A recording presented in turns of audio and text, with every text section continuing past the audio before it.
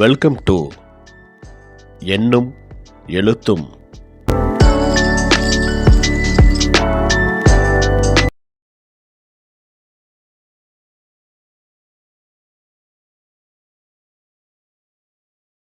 ஆசிரியர்கள் அனைவருக்கும் வணக்கம்.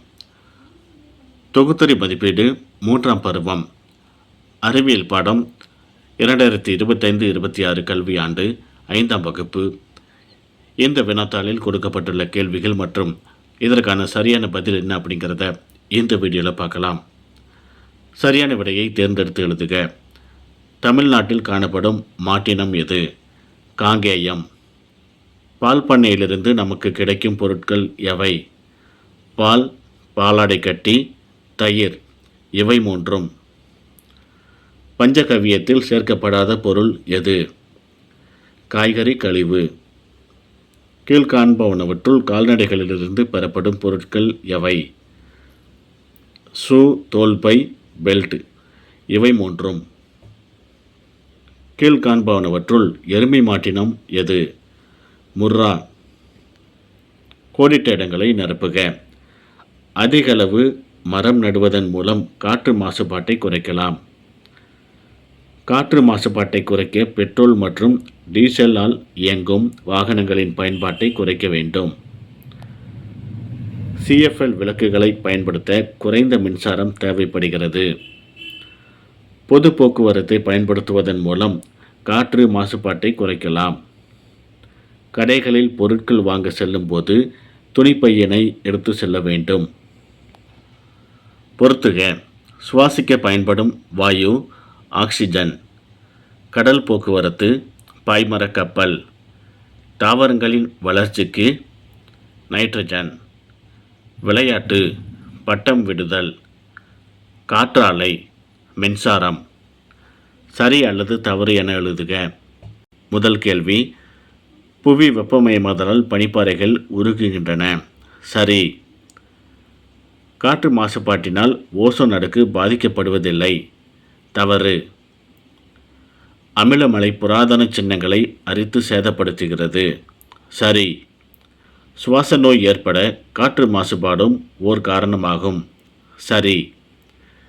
காற்று மாசுபாட்டின் விளைவினால் அதிகமான அளவு மழை பொழிகிறது. தவறு. ஓரிரு வார்த்தைகளில் விடையளி.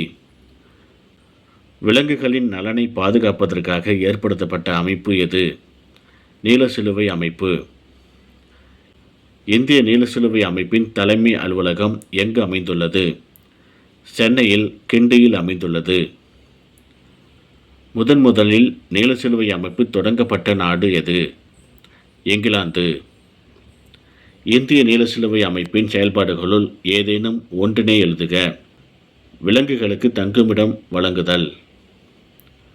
முதலில் நீலசிலுவை அமைப்பு எந்த ஆண்டு உருவாக்கப்பட்டது? 1897ஆம் ஆண்டு உருவாக்கப்பட்டது.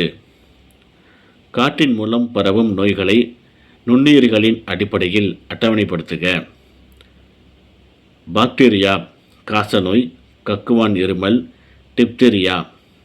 வைரஸ் குளிர்காய்ச்சல், அம்மை நோய். சுருக்கமாக விடையளி.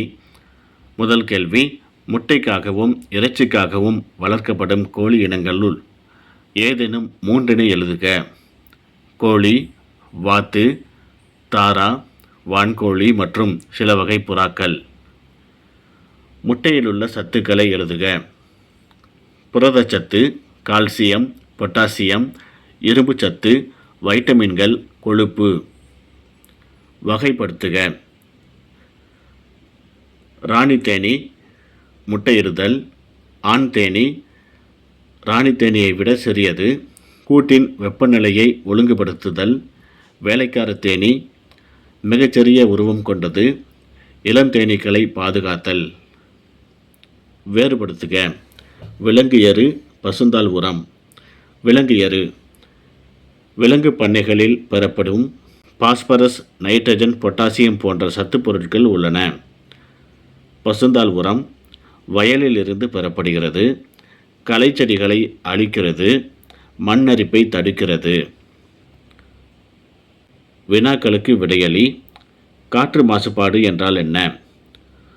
உயிரினங்கள் மற்றும் சுற்றுச்சூழல் மீது மோசமான விளைவுகளை ஏற்படுத்தக்கூடிய பொருட்கள் காற்றில் காணப்படுவதையே காற்று மாசுபாடு என்கிறோம். இரண்டாவது கேள்வி, காற்று மாசுபாட்டிற்கான காரணங்களுள் ஏதேனும் 3 எழுதுக. எரிபொருட்களை எரித்தல், தொழிற்சாலை கழிவுகள் வெளியிடுதல், சுரங்க வேலை போன்ற மனித செயல்பாடுகள். விடுபட்டதை நிரப்புக. காசிரங்கா, புலிகள், புள்ளிமான், யானை, வேடந்தாங்கல். விரிவான விடையளி. அழிந்து வரும் நிலையிலுள்ள உயிரினங்கள் என்றால் என்ன? அழிந்து வரும் நிலையிலுள்ள விலங்குகளை எழுதுக.